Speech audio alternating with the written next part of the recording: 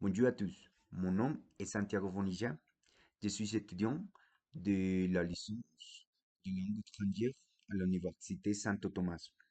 Aujourd'hui, je vais présenter une vidéo qui est basée sur une des présentations du congrès de la licence.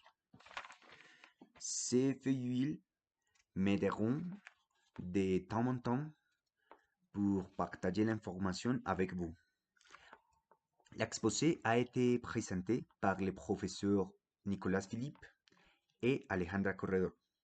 La recherche s'intitulait comme Enrichir son français familier avec la bande dessinée. Premièrement, qui est la bande dessinée? La bande dessinée est une succession de dessins qui constituent un récit, avec ou sans texte. Donc, cette série de dessins doivent traiter de la même histoire ou du même concept. D'autre part, la bande dessinée est considérée comme un type d'art ou de médias qui combine différents types de codes et de modes d'expression. Aussi, c'est un type de texte très facile à comprendre parce que les bandes dessinées sont un type de texte qui ne sont pas très longues. Un aspect particulier de bande dessinée est l'humour constant.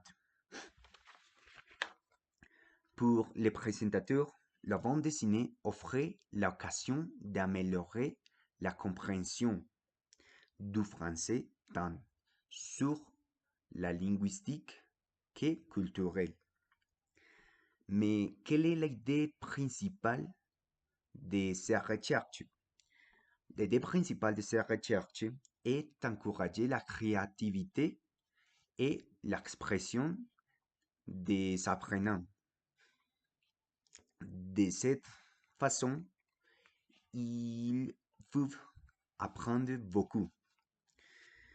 D'autre part, la bande dessinée permet de mieux comprendre les comportements et la mentalité des Français.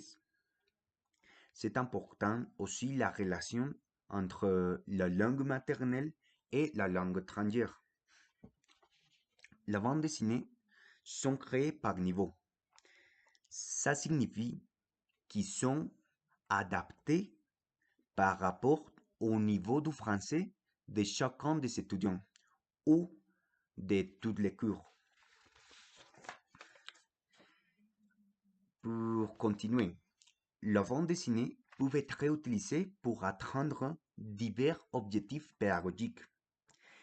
Ainsi, promouvoir le développement des compétences communicatives et finalement améliorer la compétence socioculturelle des apprenants.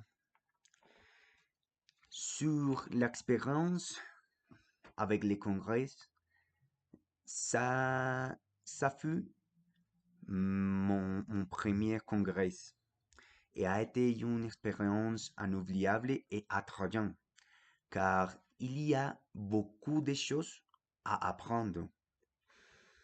Les recherches sont très variées et cela permet de choisir laquelle aller entre plusieurs des options. Les annotations sont importantes aussi dans les présentations de toutes les recherches parce qu'avec l'annotation, vous pouvez, vous pouvez écrire informations importantes ou informations d'intérêt pour continuer avec autres recherches. Sur les compétences pédagogiques, nous, comme professeurs pour l'avenir, pouvons utiliser la bande dessinée pour enseigner un sujet grammatical ou un thème verbal. Aussi, nous pouvons, avec la bande dessinée, créer un type de classe plus dynamique et créatif. Je voudrais participer dans un autre congrès de ce type, car nous pouvons apprendre beaucoup et aussi nous pouvons acquérir beaucoup de connaissances. De différents sujets, nous pouvons acquérir connaissances comme la sémiotique, la linguistique, aussi la pédagogie, la pragmatique et aussi les langues et plus de sujets. En conclusion, je peux dire avec certitude que les congrès sont un événement riche en apprentissage et connaissances. Nous pouvons nous rendre compte comme une bande dessinée peut changer la façon de penser des étudiants et aussi changer la façon d'enseigner des professeurs. Oui. En outre, comme la bande dessinée peut les aider à apprendre à partir de la relation entre l'image et le texte.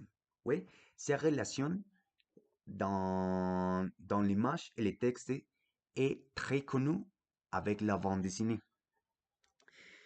Aussi, la bande dessinée pourrait être considérée comme un type de texte littéraire descriptif, oui, parce qu'il y a beaucoup de choses qui, qui sont descriptives.